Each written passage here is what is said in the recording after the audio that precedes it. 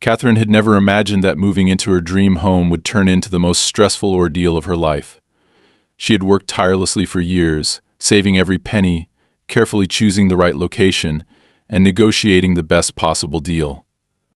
When she finally purchased the property, a charming, two-story house with a wraparound porch and a spacious backyard, she felt a deep sense of accomplishment. It wasn't just a house, it was the culmination of everything she had worked for. Nestled on the outskirts of a quiet suburban neighborhood, the property was surrounded by large oak trees, a well-maintained lawn, and a sturdy wooden fence that clearly marked the boundaries of her land. It was perfect, or at least it should have been. From the moment she moved in, however, there were signs that something was off. The first encounter with Karen, her neighbor from the house next door, had been strange but not alarming. Karen, a woman in her late 50s with a perfectly curated exterior, styled hair, manicured nails, and a constant air of forced politeness, had appeared at her doorstep the very first morning after Catherine moved in. "Oh, hello, dear," Karen had chirped, her smile too wide, her gaze sharp and calculating. "I just wanted to welcome you to the neighborhood. We don't get a lot of new faces around here, you know. It's such a special place." Catherine had smiled, thanked her, and assumed this was just another neighborly introduction. She had no reason to suspect anything unusual, though something about Karen's demeanor unsettled her. There was a certain possessiveness in the way she spoke about the neighborhood, an implication that she had some kind of authority over it. But Catherine pushed the thought aside, chalking it up to the quirks of an overzealous neighbor. It wasn't until later that day, while unloading the last of her moving boxes, that she noticed Karen standing just beyond the fence, observing her yard with an intensity that made Catherine pause. Karen wasn't just glancing, she was surveying the land as if evaluating something, her lips pressed into a firm line. When she caught Catherine looking, she plastered on a pleasant expression and waved. "That fence," she called out, motioning toward the wooden barrier that separated their properties, "has always been a bit tricky. I remember when it was put up years ago. You know, back when this house was still in its rightful place." Catherine frowned, not quite sure what Karen meant. Rightful place. Karen chuckled, shaking her head. "Oh, don't mind me, just an old story. This neighborhood has a lot of history." And with that, she turned and walked away, leaving Catherine standing there with an uneasy feeling she couldn't quite shake.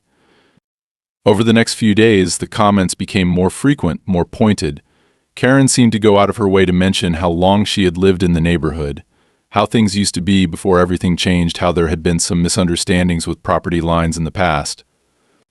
At first, Catherine dismissed it as harmless small talk, but soon she started to notice other things. One morning, she found a small stone marker half buried in the soil near her garden.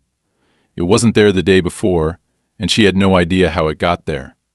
When she pulled it out of the ground, she noticed faint lettering carved into the surface: W.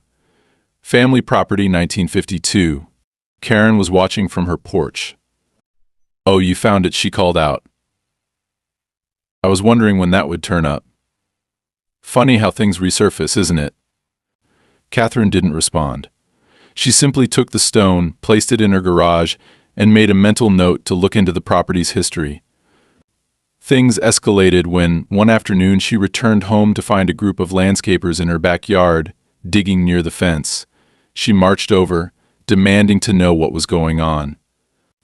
Karen appeared, ever so casual, as if nothing was out of the ordinary. "Oh, I just asked them to fix the boundary line.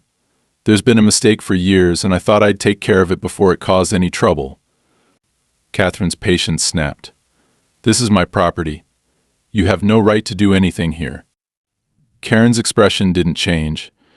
If anything, she seemed amused. "Are you sure about that, dear?" The way she said it sent a chill through Catherine.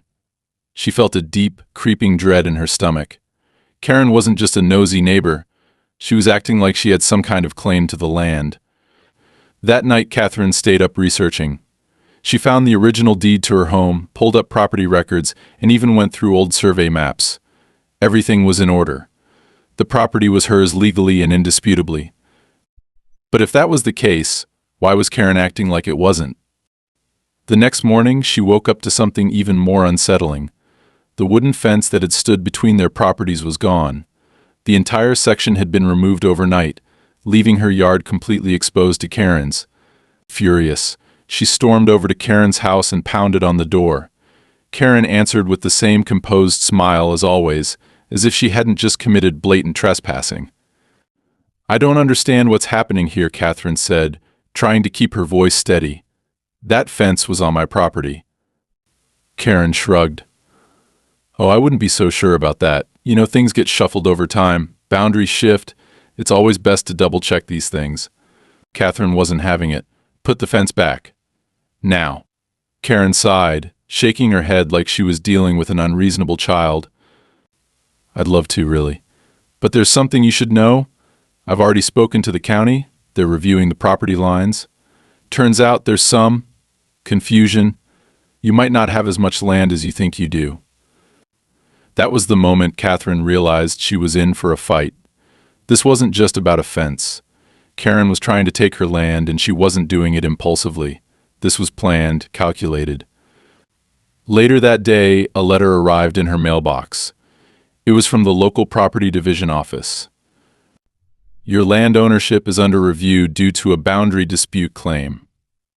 Until further notice, modifications to the property line are on hold." Catherine gripped the letter, her heartbeat pounding in her ears. Karen had made her move, and now Catherine had to make hers. Catherine stared at the letter in her hands, her pulse quickening as she reread the words. A boundary dispute claim? On her land? The very idea was absurd, but there it was, printed in official black ink. She clenched her jaw, forcing herself to breathe. She had meticulously gone over every document before purchasing the house. There had been no mention of any disputes, no legal entanglements, no reason to believe that someone could waltz in and try to take what was rightfully hers. And yet, somehow, Karen had found a way to drag her into a battle she hadn't even realized was brewing. Refusing to let panic take hold, Catherine pulled out her files, spreading them across the kitchen table. The deed, the survey maps, the property tax records, every piece of documentation reaffirmed what she already knew. The land belonged to her. There were no easements, no outstanding claims, no legal gray areas. So how had Karen managed to file a dispute? More importantly, how had she known to do it? This wasn't the action of an impulsive, entitled neighbor. This was something calculated. Her first instinct was to call the county office listed on the letter, but experience had taught her that bureaucracy moved at its own sluggish pace.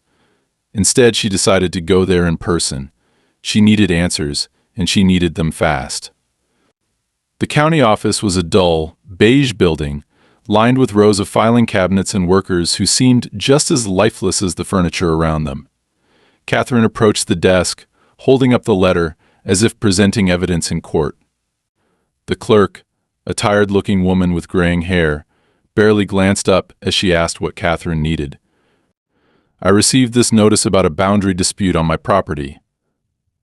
There has to be some kind of mistake. I bought the house fair and square, and there were no issues when I closed on it."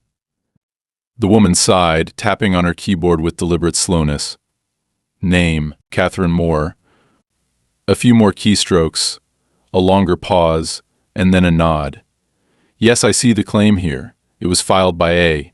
Karen Westmore." Catherine clenched her fists. On what basis? The woman finally looked up, her expression blank but vaguely sympathetic.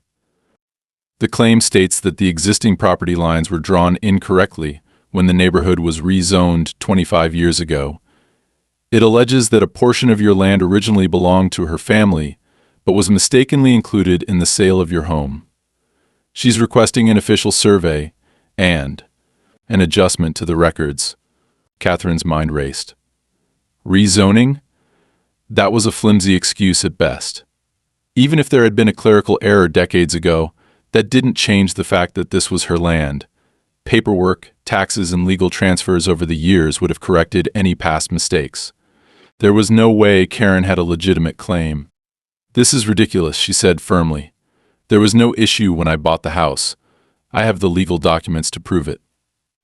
The woman nodded slowly. "You can file a counterclaim. If you provide proof of ownership, the dispute will be reviewed, but until that happens, The county won't authorize any modifications to the property line. Catherine exhaled sharply. How long does this review process take? Typically, a few months, depending on how many cases are ahead of yours. A few months. Karen had just paralyzed her ability to make any changes to her own property for months.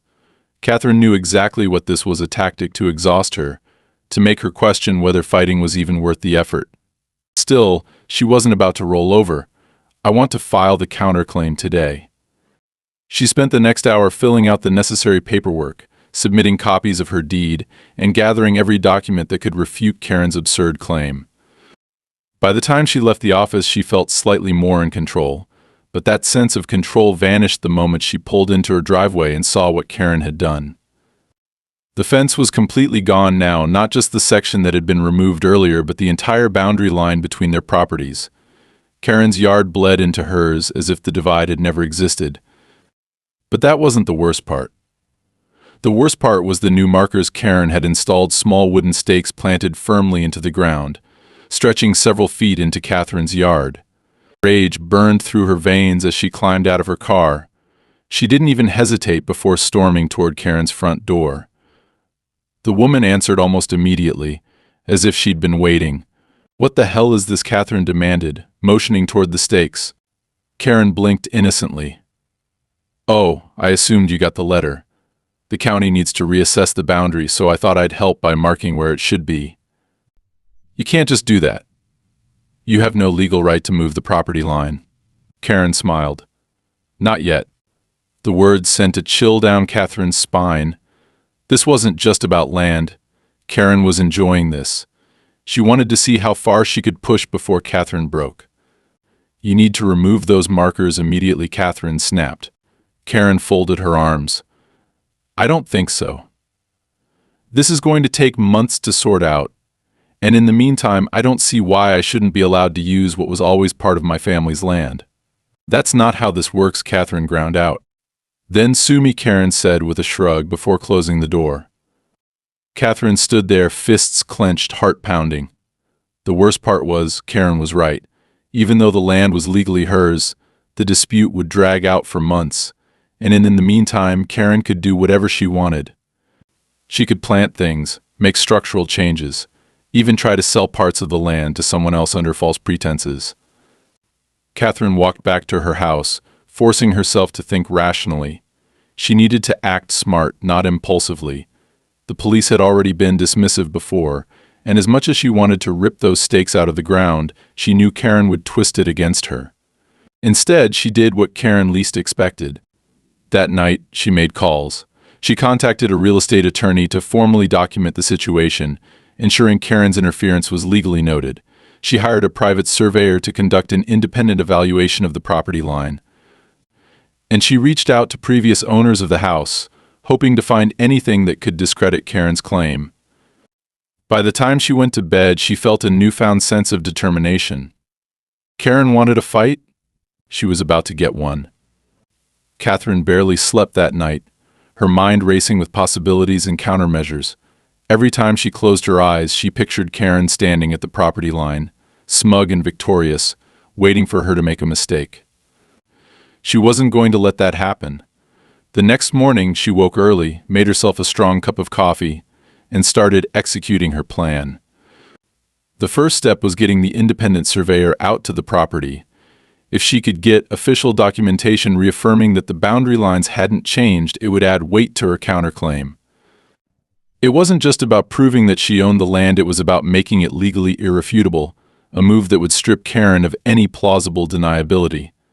The surveyor, a no-nonsense man in his 50s named Robert Hanley, arrived later that morning. Catherine led him around the property, carefully explaining the situation as he took notes and set up his equipment. "Not the first time I've seen something like this," he muttered as he adjusted his theodolite.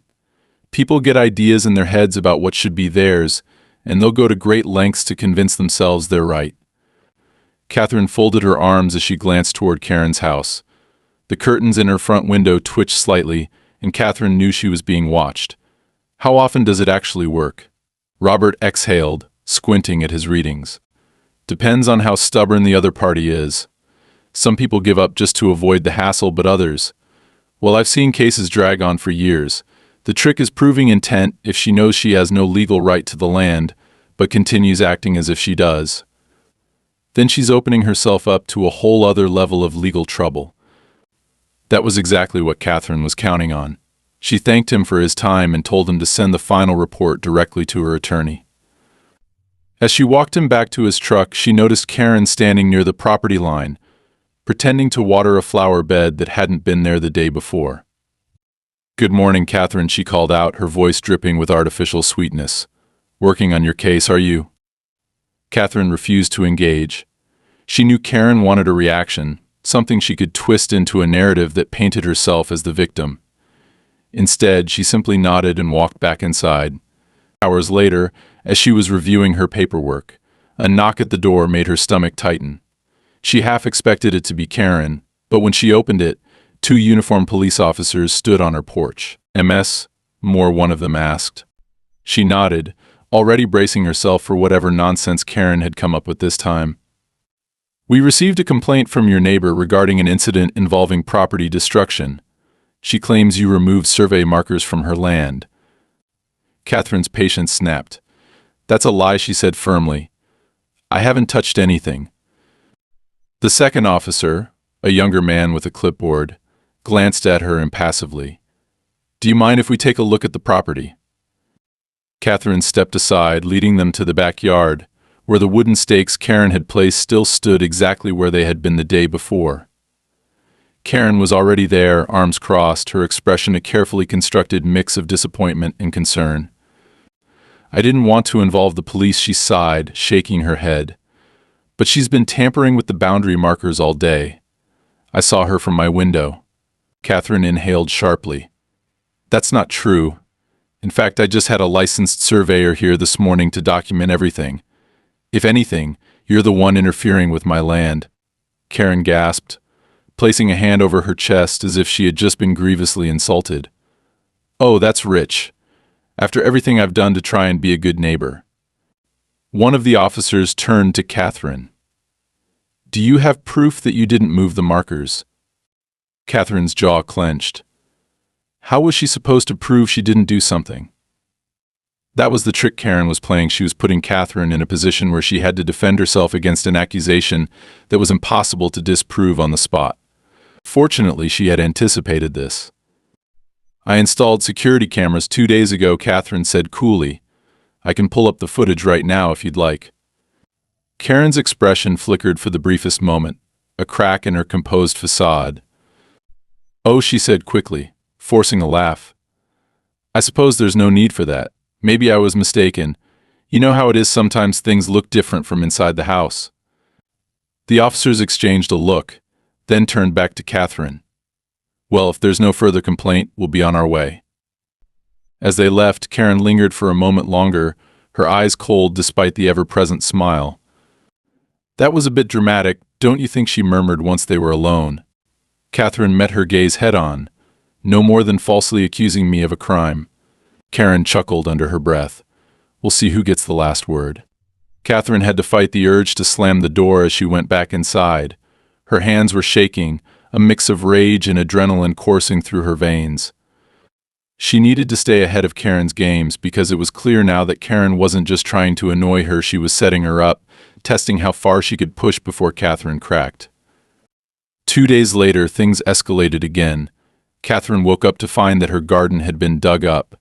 The flower beds she had carefully arranged were nothing but mounds of disturbed soil, as if someone had gone through them methodically, searching for something.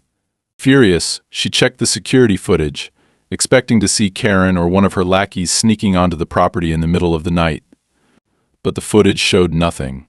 She rewound, played it back again. At no point did the cameras capture anyone entering the yard. And yet the damage was undeniable. Karen was out front when she stormed outside, her expression a mask of concern. "Oh dear," she said, glancing over at the wrecked garden. "Looks like an animal got into your yard. Terrible shame." Catherine narrowed her eyes. "You did this?" Karen gasped. "Are you accusing me of something again?" "That's quite the habit you're developing, Catherine. Maybe you should take a step back before you get yourself into trouble." Catherine wanted to scream, but instead she took out her phone and snapped a picture of the damage. She wasn't going to let Karen manipulate her into an outburst. She needed to be smart. That afternoon, she contacted her lawyer again. "She's trying to intimidate me," Catherine said through gritted teeth. She knows she's losing, so now she's resorting to scare tactics. Her lawyer sighed. That means she's getting desperate. And that's when people like her get sloppy. Keep documenting everything. The more evidence we have, the harder it will be for her to weasel out of this when it finally goes to court. That night, as Catherine sat in her darkened living room, she couldn't shake the feeling that Karen wanted something more than just land. This wasn't just about a property line. Karen wasn't trying to win, she was trying to break her. Catherine wouldn't let that happen. Not now. Not ever. Catherine had always considered herself a rational person, someone who approached problems with logic rather than emotion. But as she stood in her ruined garden, her patience was wearing dangerously thin. The flowers she had planted were uprooted. The soil was torn apart as if someone had deliberately gone through it inch by inch, searching for something. The security cameras had recorded nothing, no movement, no intruder, nothing at all. That was impossible. She knew Karen was behind this, yet somehow she had managed to avoid detection. It wasn't just an act of petty vandalism, it was a message. Catherine took a deep breath, forcing herself to think. She had expected Karen to escalate, but she hadn't expected her to be this methodical. This wasn't about a fence or a property line anymore, this was about control. Karen was trying to psychologically dismantle her, to make her question her own sanity, to make her so exhausted that she would eventually give up the fight. It was classic manipulation, and Catherine refused to play into it. She took out her phone and dialed her attorney. "I want to file for a restraining order," she said the moment he picked up. Her attorney, James, sighed on the other end of the line. "I understand your frustration, but unless you have direct evidence that she's trespassing or harassing you, it'll be difficult to get a judge to grant one. You need proof. She's destroying my property. Unfortunately, without clear footage or a witness, it's your word against hers. And given that she's already framed herself as the concerned neighbor, she'll just claim she's the one being harassed. We need something undeniable." Catherine exhaled sharply, gripping the phone tighter. "Then what do you suggest?" "Keep documenting everything. The more she escalates, the more mistakes she'll make. She's confident right now because she thinks she's in control, but the more desperate she gets, the sloppier she'll become. You need to wait for the moment she slips up." Catherine hated waiting, but she knew he was right. Karen was too careful, too manipulative. If she moved too soon, it would only backfire. She had to be patient. That night, Catherine stayed awake, watching the security footage again and again, trying to understand how Karen had managed to avoid being caught. There had to be an answer. She knew Karen wasn't some master criminal. There was no way she had the skill to disable the cameras or erase footage. Then, as she watched the time-stamped recordings, she noticed something strange. At exactly 2:43 a.m., the footage cut out for 36 seconds. It was subtle, just long enough for it to seem like a glitch, but it was there. And when the feed resumed, the garden was already wrecked. Someone had tampered with the cameras. The realization sent a chill down her spine. This was beyond petty neighbor disputes, this was deliberate sabotage. Karen wasn't acting alone. The next morning, she drove straight to the security company that had installed the system, demanding to know how someone could have interfered with the feed. The technician, a young man with sharp eyes and an easy confidence, examined the footage carefully before nodding. "This wasn't a glitch," he said. "It looks like a signal jammer was used." Catherine's stomach dropped. "A what?" "A jammer. It's a small device that disrupts wireless signals for a short period of time. Someone must have been standing close enough to your property to activate it and then shut it off once they were done. How easy is it to get one of those?" The technician shrugged. "They're illegal for civilian use, but that doesn't mean they're hard to find. If you know where to look, you can buy them online." Catherine clenched her fists. Karen had gone that far, using illegal devices just to screw with her. This wasn't just about land. Karen was willing to cross legal lines just to prove a point. She thanked the technician and left, her mind racing with possibilities. Karen was smart, but she wasn't careful enough to cover her tracks forever. If she was using a jammer, that meant she either had one herself or had someone helping her. Either way, she had left a trail. That evening, Catherine did something she hadn't done before she watched Karen's house. Not out of paranoia, but to study her patterns. If Karen was using a jammer, she had to be getting close to the property line to use it. She sat in her dimly lit living room, keeping the blinds slightly open, her eyes locked on Karen's movements. Hours passed. Nothing unusual. Karen watered her plants, chatted with a neighbor, disappeared inside for a while. Then, around 1:30 a.m., something changed. A car pulled up in front of Karen's house. A sleek, black SUV with tinted windows. Catherine had never seen it before. Karen walked out and leaned into the driver's side window, speaking to whoever was inside. She couldn't see their face. The conversation lasted only a minute before Karen nodded and stepped back. The SUV drove off. Something about it felt wrong. Catherine grabbed her phone and quickly took a picture of the license plate before the car disappeared down the road. She didn't know who the driver was, but she was damn sure they weren't just a friendly visitor. The next morning, she ran the plate through a public records search. It was registered to a private security company. Her blood ran cold. Karen had hired professionals. Catherine immediately called James. Karen is working with a security firm. I have the license plate. Can we do anything with this? James sounded more alert than usual. A security firm? That changes things. If she's hiring third parties to interfere with your property, we might be able to establish a case for harassment or intimidation. Send me the details, I'll start digging. Catherine sent the information and sat back, her pulse pounding. She had expected Karen to escalate, but this was something else entirely. This wasn't a desperate neighbor clinging to a delusional idea of ownership. This was calculated. That evening, she noticed Karen planting something new in the space where the fence had once stood. Not flowers, not decorations.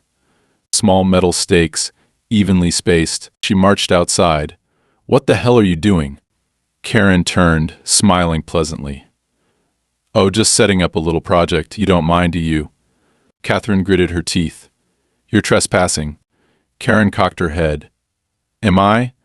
The county still hasn't ruled on our little dispute. I'm just making use of what's rightfully mine. Catherine had enough. She took out her phone and started recording. Say that again. Karen's eyes flickered with something hesitation, annoyance, but she didn't repeat herself. Instead, she gave a small, tight smile. Recording me now?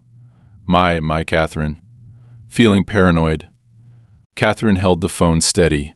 Not paranoid, just collecting evidence.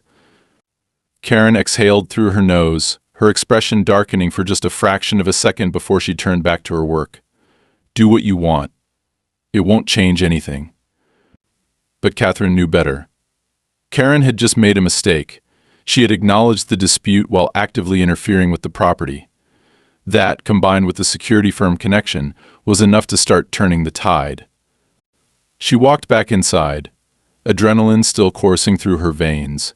She had wanted to wait for Karen to slip up, and now she finally had something real. The only question was how much further Karen was willing to go before she lost everything. Catherine had always believed that people like Karen thrived on intimidation, on the idea that they could wear others down until they simply gave up. But as she stood by her window, watching her neighbor hammering the last of those metal stakes into the dirt that did not belong to her, she realized something even more unsettling. Karen wasn't just playing a game of psychological warfare. She was planning something bigger. It had started with small things, little power moves meant to make Catherine feel powerless. The accusations to the police, the destroyed garden, the quiet but relentless pushing of boundaries. But hiring a private security firm? Using illegal signal jammers? That was another level entirely. It meant Karen wasn't just trying to intimidate her, she was preparing for a final move, something calculated, something she had likely been building toward for months, maybe even years. Catherine spent the next few days reinforcing everything. She met with her attorney again, filing a formal complaint that included every escalation Karen had initiated, from the boundary dispute to the illegal interference with her security cameras. James assured her that the case was growing stronger, that with enough documentation they would eventually have enough to file a harassment lawsuit. But Catherine wasn't just thinking about lawsuits anymore, she was thinking about what Karen was planning next. And then she got the letter. It arrived in an unmarked envelope, dropped directly into her mailbox rather than delivered through the usual postal service. That alone set off alarm bells in her head. When she opened it, the message inside was typed, no signature, no return address. Just one short line. You're running out of time. Catherine felt the hair on the back of her neck stand up. It wasn't a direct threat, but it was close enough. She immediately checked the security footage from the cameras that hadn't been jammed the night before. Nothing. No one approaching the house, no movement near the mailbox. Whoever had delivered that letter had avoided every camera she had. Her mind raced with possibilities. Karen was already deeply involved in this, but was she working alone? Or was there someone else helping her, someone with more experience in covering their tracks? Later that day, Catherine saw the first sign that the stakes Karen had planted weren't just for show. A crew of workers arrived, driving a truck loaded with construction materials. She watched from her window as they unloaded supplies: gravel, wooden planks, concrete mix. They didn't look like landscapers or general maintenance workers. They looked like they were preparing to build something permanent. Karen was outside, directing them, gesturing toward the area where the fence had once stood. Catherine felt her pulse quicken. She grabbed her phone and marched outside. What is this? Karen barely spared her a glance. Oh, just a little property improvement. Since the boundary dispute is ongoing, I figured I'd reinforce the land that's legally mine. You understand, don't you? Catherine's stomach twisted. You don't have the right to do anything on this property. Karen turned to her with that infuriatingly pleasant expression. Well, the county hasn't made a decision yet, and since it's all under review, I figured I should make sure my land is properly maintained in the meantime. Catherine took a slow breath, forcing herself not to react. This was a trap. If she touched anything, Karen would immediately call the police and claim destruction of property. If she let them keep working, they would solidify false ownership over that section of land. She stepped back and pulled out her phone. Fine, I'll let the authorities handle it. Karen's smile faltered for just a second before she recovered. Of course, you do what you need to do. Catherine didn't call the police. She knew that was pointless. Instead, she called James. She's trying to establish legal possession, she said the moment he answered. She has a crew building something on my land under the excuse that the dispute is unresolved. James cursed under his breath. That's a classic adverse possession move. If she keeps construction going long enough without resistance, she can claim that she's been maintaining and improving the land, which could give her an argument for ownership. So what do? You need an emergency injunction to stop any construction before it gets too far. If you wait too long, she could actually win this. Catherine's heart pounded. How long do I have? A few days at most. I'll file it today, but you need to be watching them every second. If they start pouring concrete or building any structure that could be considered permanent, we're in trouble. She hung up and immediately walked back outside. The workers were setting up their tools, laying out foundation markers. She pulled out her phone and started recording everything. Karen noticed and sighed dramatically. Really, Catherine? This again. You can explain to the judge why you're trespassing, Catherine said flatly. Karen didn't reply, but something in her eyes changed in awareness that Catherine wasn't going to let this go.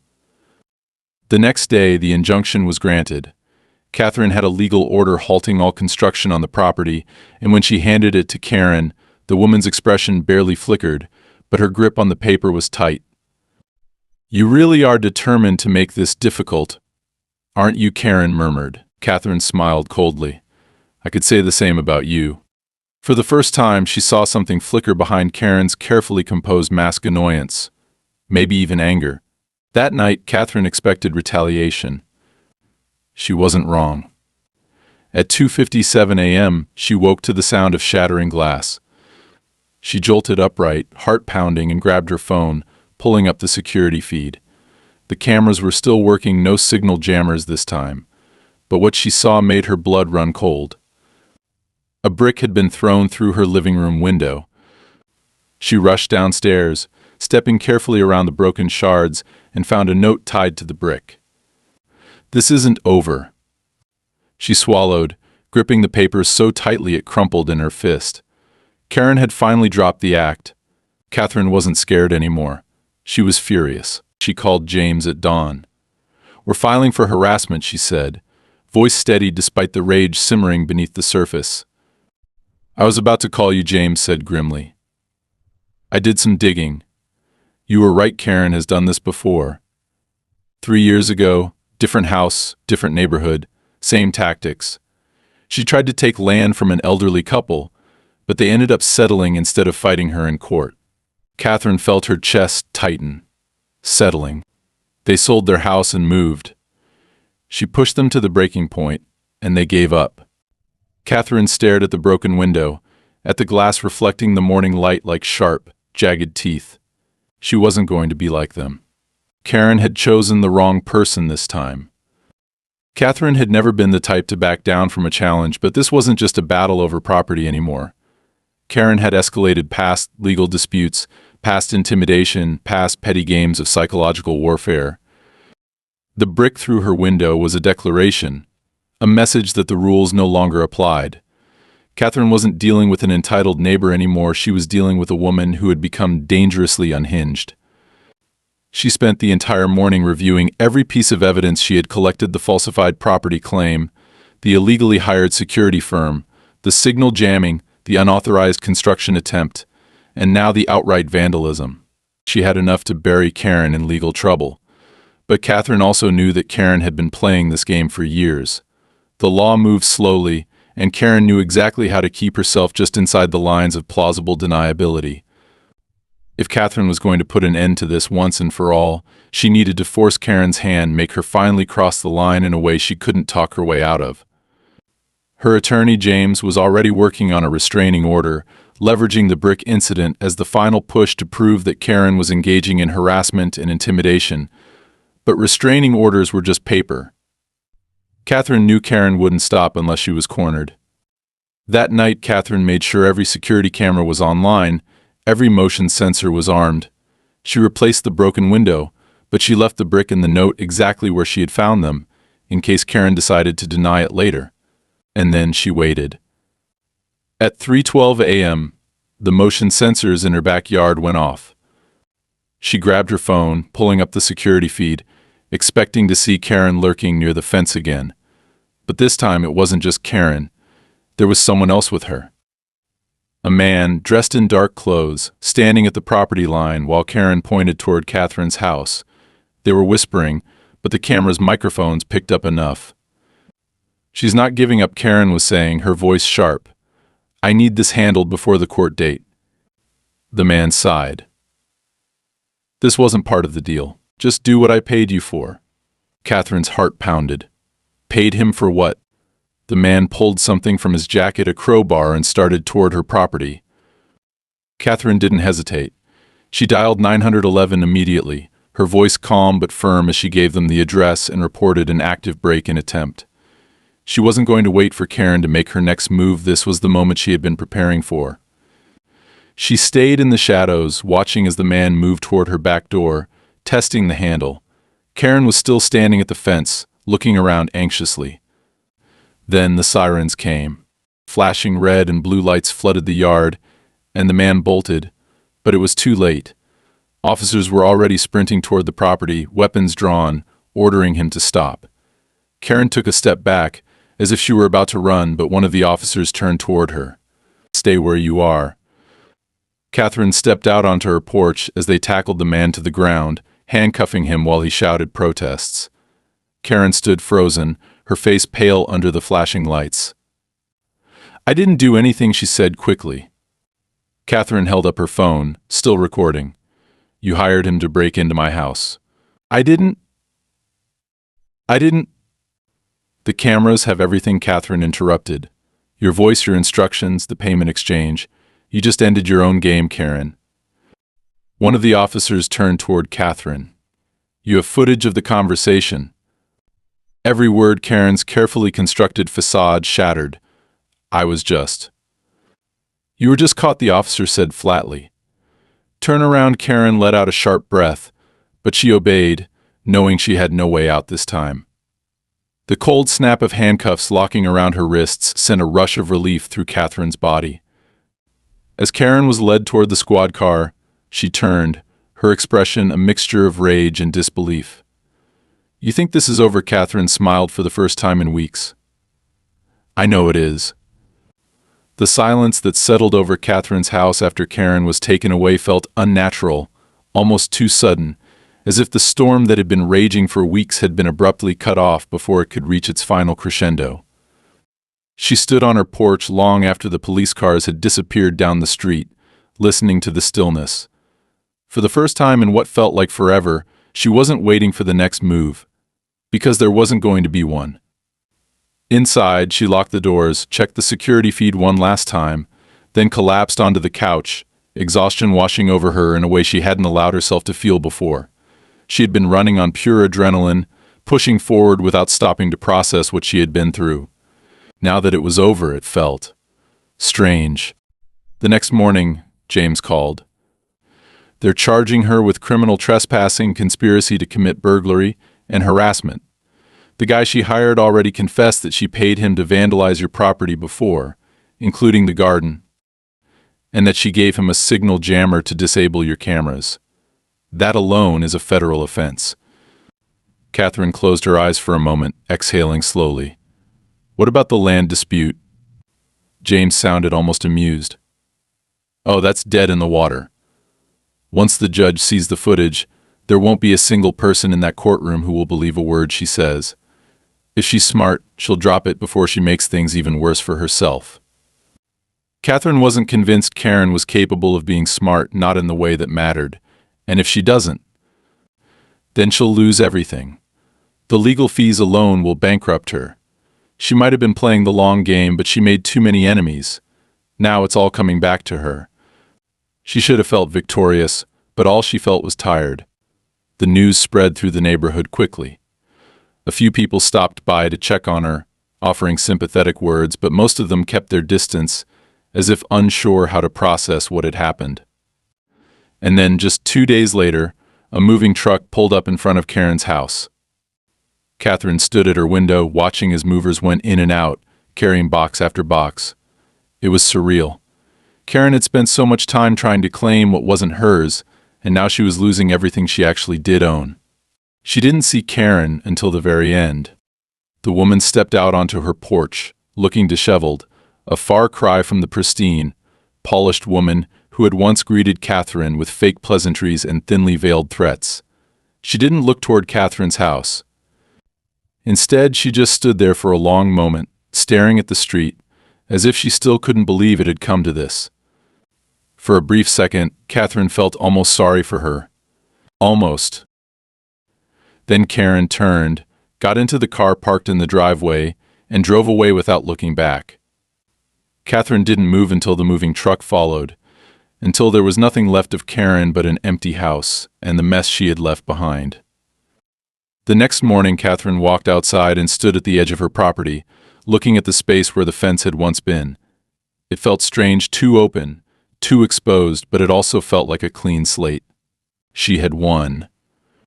And for the first time in a long time, she felt at peace.